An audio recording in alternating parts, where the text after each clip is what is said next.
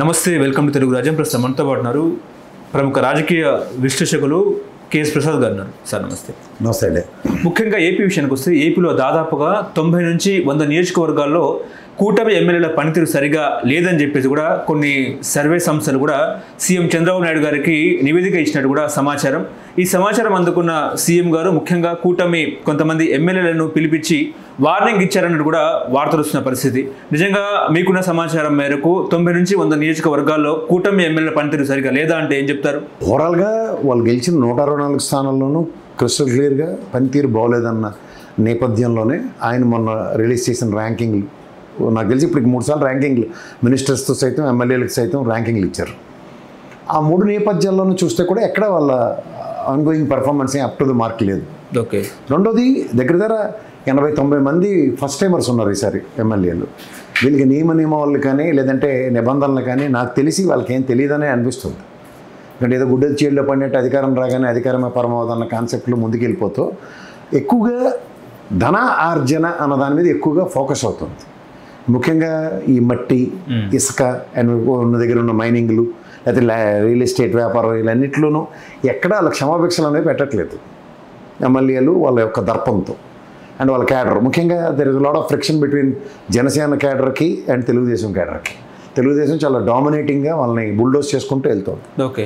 So ఓవరాల్గా ఏదో పవన్ కళ్యాణ్ గారు, చంద్రబాబు నాయుడు గారు మంచి సూర్యోద్భవ వాతావరణంలో మంచి ప్రభుత్వం అనుకుని ముందుకెళ్తున్న దగ్గర ఇంక్లూడింగ్ బీజేపీ ఇప్పుడు కొత్త అధ్యక్షులు ఎవరు వచ్చిన మాధవ్తో సైతం అందరూ బాగానే ఉన్నాం మేము పైన అనుకున్నంత మాత్రాన కింద గ్రాస్ రూట్ లెవెల్లో మాత్రం కార్యకర్తల సమన్వయం అయితే అంత అనుకున్నంతగా లేదు. రెండోది పనిష్మెంట్ క్లాసెస్ అన్నీ కూడా జనసేనకి ఎక్కువగా వస్తున్నాయి. ఇక్కడ వాళ్ళ అధినాయకుడు కూడా ఎవరిని టాలరేట్ చేయట్లేదు, స్పేర్ చేయట్లేదు. కొత్త విషయంలో వాళ్ళు పడుతున్న మానసిక సంఘర్షణకి ఒక దగ్గరికి వెళ్ళి చెప్పుకుందాం అన్నా సరే వాళ్ళకి ఏమీ సాంతన పరిచే కార్యక్రమం జరగట్లే. ఇమీడియట్ రియాక్టివ్ మోడ్లో వాళ్ళకి సస్పెన్షన్స్ వీటిలన్నిటికి కూడా లీడ్ అవుతున్నాయి. సో ఈ ఓవరాల్ పరిణామాలన్నింటినీ మీరు గమనించగలిగితే అంటే గ్రాస్ రూట్ లెవెల్లో అనిశ్చితి అయితే చాలా ఎక్కువ ఉంది. ఓకే. సో అది పర్ఫార్మెన్స్ మీద లీడ్ అవుతుంది. పర్ఫార్మెన్స్ మీద ఏంటంటే ఎప్పుడైతే సమన్వయపరచుకోవట్లేదో కార్యకర్తల్ని కానీ నాయకుల్ని కానీ స్థానికంగా ఉన్న వాళ్ళని, ముఖ్యంగా ఈ లిక్కర్ ఒకటి చాలా డిఫరెంట్ పాకెట్స్లో 4-5 యాంగిల్స్లో అది వర్క్ చేస్తుంది. ఒకటి ఏంటంటే రహస్యంగా ఈ బెల్ట్ షాపుల యొక్క నిర్వహణ, దాని దగ్గర నుంచి కమిషన్లు తీసుకోవడం. నెక్స్ట్ ఈ బెల్ట్ షాపులకి డైరెక్ట్గా పెర్మిషన్ ఉన్నా లేకపోయినా వాళ్ళకున్న దర్పంతో వాళ్ళు పెర్మిషన్స్ ఇచ్చుకుంటూ బుల్డోస్ చేసుకుంటూ వెళ్ళడం. తర్వాత నకిలీ మద్యం ఒకటి మధ్యన కొత్తగా ఎస్టాబ్లిష్ అయ్యి వీటిలన్నీ పరిణామాలు తీవ్రత ప్రభుత్వం మీద నెగిటివ్ ఎక్కువ పడుతుంది. అంచేత 80-90 మంది పనితీరు అంటే ఆల్మోస్ట్ మోర్ దెన్ 50% కదా. మోర్ దెన్ 50% ఎప్పుడు అది డేంజర్ బిల్స్ కింద సిగ్నల్ ఇస్తుంది. సో దీని మీద ఆయన దగ్గర ఎప్పుడు జగన్మోహన్ రెడ్డి గారిలా కాకుండా డిజాస్టర్ అండ్ క్రైసిస్ మేనేజ్మెంట్లో చంద్రబాబు గారు చాలా శ్రద్ధ వస్తుంది. పిలిచి ఎప్పటికప్పుడు ఆయన టెంకుజీళ్ళ కొట్టడంలో స్పెషలిస్ట్. 4 చెప్పవలసిన రీతిలో అమ్మ పెట్టి 4 గడ్డి పెడితేనే కానీ గుర్రం సవారీ ఎక్కదన్నది అనుకున్న దగ్గర కూడా ఇది ఖచ్చితంగా బూమరంగ్ అవుతుంది.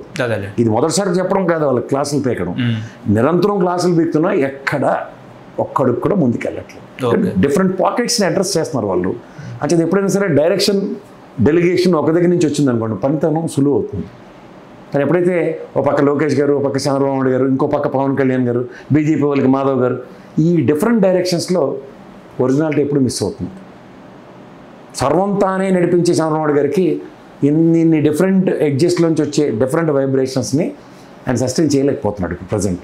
That's another challenge. కానీ అనంతపురం ఎమ్మెల్యే చేసిన ఎన్టీఆర్ మీద చేసిన వ్యాఖ్యలు కానీ లేకపోతే అసెంబ్లీనే రాష్ట్రానికి కుదివేసిన అంశం ఏంటంటే బాలకృష్ణ వ్యాఖ్యలు కానివ్వండి, ఇదంతా కూడా బాబు గారికి తలనొప్పిగా మారిందని అనుకోవచ్చా? అంటే ఖచ్చితంగా కామినేని రేపిన దరిద్రాన్ని బాలకృష్ణ పాసిఫికేషన్ అనే దగ్గర దురుసు స్వభావంతో మాట్లాడిన మాటలు అండ్ అనంతపురం ఎమ్మెల్యే ఇంతియాజ్కి చెప్తున్న మాటలు ఇవన్నీ ఖచ్చితంగా ఒక పార్టీకి డెంటే. ఇప్పుడు ఉదాహరణకు గతంలో కొడాలి నాని, వంశీ మాటలు వైఎస్ఆర్సీపీకి ఎఫెక్ట్ అయ్యాయి లేకపోతే ఇండివిజువల్గా ఎఫెక్ట్ అయ్యాయి. ఇండివిజువల్గా ఎలాగోపోయారు, ఇండివిజువల్గా ఓడిపోయారు, దాన్ని ఎవరు కాంట్రడిక్ట్ చేయలేం.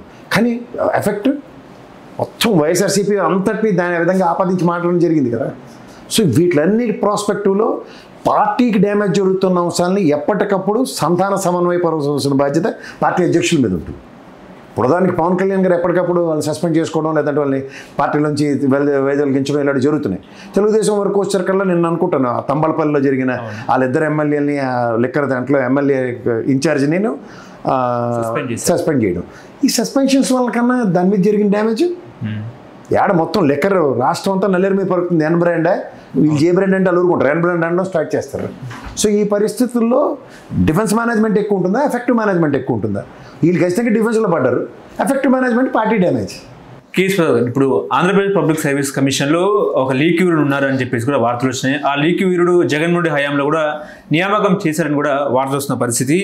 జగన్కు సమీప బంధువు అనే ప్రచారం జరుగుతుంది. సర్వం తానే అన్నట్టుగా వ్యవహారం అన్నట్టు కూడా వార్తలు వస్తున్నాయి. నిజమే అంటారా? ఇప్పుడు నేను ఒకటే చెప్తాను సార్, నాకు నవ్వాల ఏడవాలో కూడా అర్థం అవ్వట్లేదు. వీళ్ళ ప్రభుత్వంలో ఏమైనా తప్పు జరిగితే టక్కనే అంబేద్కర్ గారి విగ్రహం చూపించినట్టు జగన్మోహన్ రెడ్డి సొట్టపోడు తొక్క తోటకూర, ఇది తప్ప వేరే అయినా కొత్త కథ ఏమైనా ఉంటే చెప్పమన్నాడు సార్ వాళ్ళని. ఇప్పుడు సర్వీస్ కమిషన్లో ఒక ఎలిజిబిలిటీ క్రైటీరియా లేకుండా ఎవరికి పడితే అడ్డమైన వాళ్ళకి ఉద్యోగాలు ఎవరు? అందులో ఈ ప్రభుత్వం వచ్చిన వెంటనే పబ్లిక్ సర్వీస్ కమిషనర్ మార్చడం ఇలాంటివన్నీ సర్వసాధారణ ప్రక్రియలే కదా, అవునంటారు కదా. ఇంక్లూడింగ్ వైస్ ఛాన్సలర్ని కూడా ఎత్తేసారు కదా వీళ్ళన్నీ.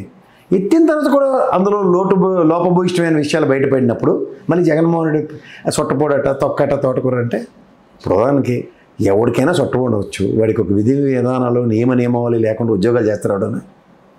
ఎవడో ఒకడు గడ్డి కరుస్తాడు. రెవెన్యూ డిపార్ట్మెంట్లో నాకు తెలిసి లంచాలు తీసుకుంటారండి. మొత్తం ప్రభుత్వ ఉద్యోగులు అందరూ లంచగొండలు. వీళ్ళ వల్ల ఏమీ కాదని మాట్లాడిన వాళ్ళు ఎంతమంది ఉంటారు? రెవెన్యూ డిపార్ట్మెంట్లో నీతిగా నిజాయితీగా పనిచేసిన వాళ్ళు లేరా? చెప్పమనండి ఎవరన్నా. కానీ చెప్తున్నాను కదా, ఒక అభాండాన్ని ఒక వ్యక్తి మీద ఎప్పుడైతే నేర నిరూపణ అవుతుందో ఈ ప్రభుత్వం వీళ్ళ సత్యశీలతను చాటుకోవడానికి ప్రతి నిమిషం జగన్మోహన్ రెడ్డి మీద అబాస్పాలు చేసుకోవడానికి కాలక్షేపం చేస్తున్నారు. అందుకని కొత్తదనం ఏం లేదు. అధికారి ఎవడో పేరు చెప్పరు, వీడు చుట్టపోడటంటే మనం ఎత్తుక్కొని బీరకాయ పేసి చుట్టరకాలన్నీ ఎత్తుక్కొని చావాలి మనం. అది అవసరం వాడికైనా ఏమైనా ఉందా? చుట్టపోళ్ళు ఎవరు పబ్లిక్ సర్వీస్ కమిషన్లోను పబ్లిక్ సెక్టర్లోనూ జాబులు చేయకూడదు, పొలిటికల్ లీడర్స్ అంది ఏమైనా ఉందా? ఆ నియమాలు ఉంటే చెప్పానండి. అరే నీకు నచ్చకపోతే తీసుకెళ్ళి ఇక్కడ వేసి జీఈడీకి తగిలించి ఒక అందరినీ డీఈపీ ఆఫీస్కి ఏమో పోలీసు వాళ్ళను జీఈడీకి ఏమో అధికారులను తీసుకెళ్ళి తగిలించినప్పుడు ఆయన కూడా తీసుకెళ్ళి ఎత్తి కూర్చోపెట్టవలసింది. నువ్వు జగన్మోహన్ చుట్టమని ఎవరు నాపారా? ఐఏఎస్లు ఐపీఎస్లకి దిక్కులేదు కదా సార్. లీక్ వీరుడట. లీకులు అంటే ఏంటో తెలుసా? పొద్దున్న 11 గంటలకి క్యాబినెట్ నిర్ణయం లేదంటే అది జీవో ఇచ్చారకల్లా సాయంత్రం మధ్యాహ్నం 3 గంటలకు స్టే ఆర్డర్లు తెచ్చిన ఉదంతాలోనే చూడండి. ఆడు నిజమైన లీక్ వీరులు. ఒక ఎంఆర్ఓ గారు వెళ్ళి జగన్మోహన్ రెడ్డి గారికి చెప్పేదాకా దిక్కు దివాలని నిస్సాయ స్థితి. వాళ్ళు లీక్ వీరులు అంటే. కొంతమంది ఐఏఎస్లు వాళ్ళు సర్వసంగ పరిత్యాగులు రాజీనామాలు చేసి ఇంట్లో కూర్చున్నారు చూడండి, వాళ్ళు నిజమైన లీక్ వీరులు. వాళ్ళని పట్టుకోండి శాతమైతే. టెలిగ్రామ్లో వాట్సాప్లో అదేవిధంగా అనధికార గ్రూపులలో కూడా ఒక వ్యవస్థను ఏర్పాటు చేసుకున్నారు ఆయన అన్నట్టు కూడా మాట్లాడుతున్నారు. మీరే కదా వాట్సాప్ వ్యవస్థను ఏర్పాటు చేసింది నేనే, వాట్సాప్ నిర్వహణతో అన్ని ప్రపంచం తిరగబెట్టేస్తానని ఆయన వాట్సాప్ నెంబరే ఇచ్చాడు గతంలో. ఈ లేఖంగా గ్రూపులు క్రియేట్ చేసిందంతా చంద్రబాబు గారి గవర్నమెంటే కదా సార్. వాట్సాప్ గవర్నెన్స్ అని పేరు కూడా పెట్టారు కదా. దాన్ని జగన్మోహన్ రెడ్డి క్రియేట్ చేసుకుంటాడు. ఎలా క్రియేట్ చేస్తాడు? ప్రభుత్వం మీద అయిందా? అంటే ఏది నోటుకొచ్చిన మాట మాట్లాడేస్తే ఓ పని అయిపోద్ది. ఇప్పుడు నా దగ్గర 100 గ్రూపులు ఉంటాయి. ఎవడో నన్ను గ్రూప్లో యాడ్ చేస్తూ ఉంటాడు. నాకు నచ్చినవి నేను చదువుతాను, నచ్చడం నాకు అవసరం లేదు. నేను ఆ గ్రూప్లో కొన్ని రెస్పాండ్ అయ్యాను.